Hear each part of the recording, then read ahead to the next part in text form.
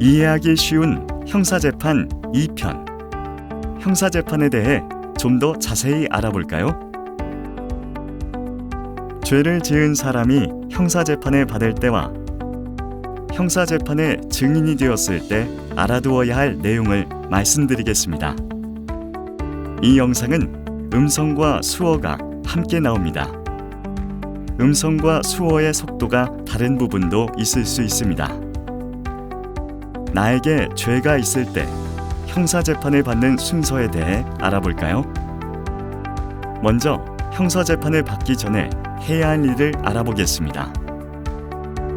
형사재판이 열리기 전에 나에게 며칠, 몇 시까지 법원에 형사재판을 받으러 오라는 공판기일 통지서가 집으로 옵니다. 공판기일 통지서를 잘 읽어보고 법원에 나오라고 하는 날짜와 시간, 장소에 맞춰서 형사재판에 가야 합니다. 그리고 재판에 갈 때는 신분증을 가지고 가야 합니다. 공판기일 통지서에 정해진 날짜에 형사재판에 나가지 않으면 감옥에 갈 수도 있습니다. 내가 이사를 했거나 전화번호가 바뀌면 꼭 법원에 알려주어야 합니다. 법원에 알려주지 않으면 감옥에 갈 수도 있고 나 없이 재판을 해서 손해를 볼 수도 있습니다. 내가 형사재판을 받는 날은 어떻게 진행되는지 알아보겠습니다. 판사는 나에게 판사나 검사가 묻는 질문에 답하지 않아도 된다고 알려줍니다. 재판에서 나에게 불리한 질문에는 답하지 않아도 됩니다. 판사의 질문에 대답해야 하는지 하지 않아도 되는지 알기 어렵다면 나를 도와주고 있는 변호인에게 물어보면 됩니다.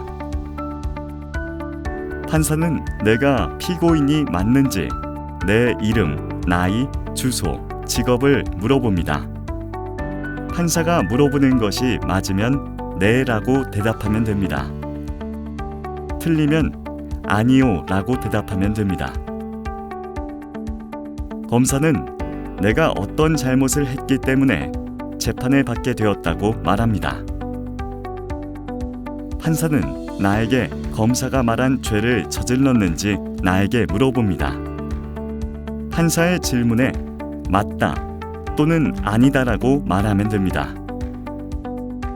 나를 대신해서 변호인이 대답할 수 있습니다. 답하기 싫으면 말하지 않아도 됩니다. 형사재판을 받을 때 주의사항이 있습니다. 법원에서 내 맘에 들지 않는다고 소리를 지르거나 싸움을 하면 안 됩니다. 이럴 경우에는 법원에서 쫓겨나거나 감옥에 갈 수 있습니다. 다음은 내 죄에 대한 증거를 조사합니다. 내가 죄를 지었는지 확인할 수 있는 사진이나 영상을 보거나 내가 잘못한 일을 본 사람의 말을 적은 증거를 함께 봅니다. 함께 본 증거가 맞는지 틀린지 내가 이야기할 수 있고 나를 대신해서 변호인이 답할 수 있습니다.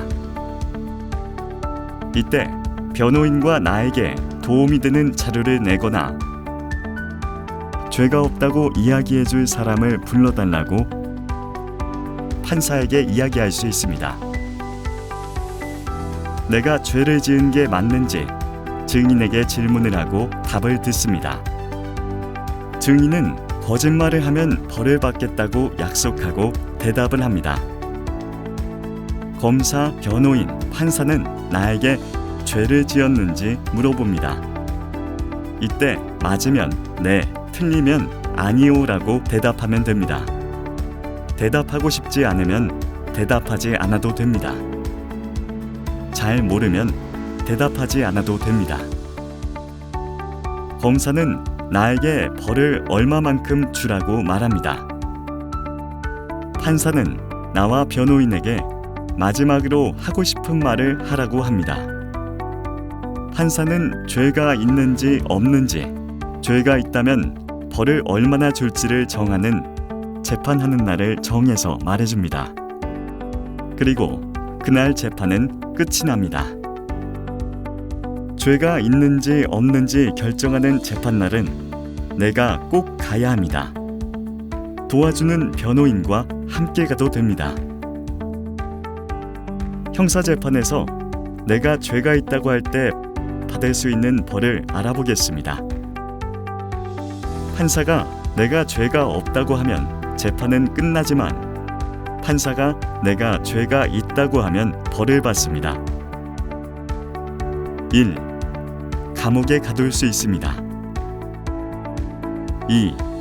죄가 있지만 지금 벌을 주지 않고 또 죄를 지으면 벌을 주겠다고 할 수 있습니다. 이것을 집행유예라고 합니다. 3. 내가 잘못한 만큼 벌금을 내라고 할 수 있습니다. 형사재판이 끝난 뒤 내가 할 수 있는 일에 대해 알아보겠습니다. 내가 죄가 없다고 생각하거나 벌이 무겁다고 생각하면 더 큰 법원에서 재판해달라고 할 수 있습니다. 더 큰 법원에서 재판해달라고 하는 것을 항소라고 합니다. 더 큰 법원에서 재판해달라고 할 때는 재판 결과가 나온 날부터 7일 안에 법원에 항소장을 내면 됩니다. 혼자 하기 힘들면 아는 사람이나 변호사에게 도와달라고 하면 됩니다. 더 큰 법원에서 재판을 해달라고 해도 벌을 더 받는 게 아니니 걱정을 안 해도 됩니다. 내가 더 큰 법원에서 다시 재판을 해달라고 하지 않으면 재판에서 정해진 대로 감옥에 가거나 벌금을 내야 합니다. 내가 증인으로 형사재판에 나가야 할 때 해야 할 일을 알아보겠습니다. 내가 잘못한 일이 없더라도 법원에 가야 할 수 있습니다. 피고인 때문에 내가 피해를 당했을 때 판사는 나를 증인으로 불러서 피해 당한 일을 이야기해달라고 할 수 있습니다. 2. 내가 피고인이 지은 죄를 알고 있을 때 판사가 나를 법원에 증인으로 불러서 알고 있는 것을 이야기해달라고 할 수도 있습니다. 재판에 나오라고 해도 너무 걱정을 하지 않아도 됩니다. 내가 나에게 피해를 준 피고인을 보지 않고 이야기할 수 있게 해달라고 할 수 있습니다. 형사재판 증인으로 법원에 가서 하는 일을 알아보겠습니다. 판사가 나에게 증인으로 법원에 나오라는 증인 소환장을 집으로 보냅니다. 증인 소환장은 법원에 증인으로 나오라고 하는 안내장입니다. 법원에서 온 증인 소환장에는 재판하는 날짜와 시간, 장소가 적혀 있습니다. 2. 증인 소환장에 적혀 있는 시간에 법원에 가면 됩니다. 법원에 증인으로 나갈 때 가족이나 나를 잘 알고 도와줄 수 있는 사람과 함께 갈 수 있습니다. 3. 재판이 시작되면 판사는 내가 증인이 맞는지 내 이름과 주소, 직업을 물어봅니다. 맞으면 네라고 대답하면 되고 틀리면 아니오라고 하면 됩니다. 4. 판사를 보며 증인 선서를 합니다. 증인 선서를 하고 선서문에 이름을 써서 판사에게 줍니다. 선서문에는 양심에 따라 숨기거나 보태지 아니하고 사실 그대로 말하며 만일 거짓말을 하면 위증의 벌을 받기로 맹세합니다 라고 적혀 있습니다. 혹시나 내가 글을 읽지 못하거나 이름을 쓰지 못하더라도 걱정하지 않아도 됩니다. 판사가 나를 도와주라고 하면 법원에서 일하는 사람이 와서 도와줍니다. 5. 선서를 하고 나면 검사, 변호인, 판사가 나에게 질문을 합니다. 질문에 대해 내가 아는 것을 이야기하면 되고, 잘 모르겠으면 모른다라고 이야기하면 됩니다. 만약 잘못 이야기하거나 거짓말로 이야기하면 벌을 받을 수 있습니다. 잘 생각하고 이야기해야 합니다. 6. 법원에서 증언이 끝나면 판사가 돌아가도 된다고 이야기합니다. 판사가 돌아가라고 하면 집으로 가면 됩니다.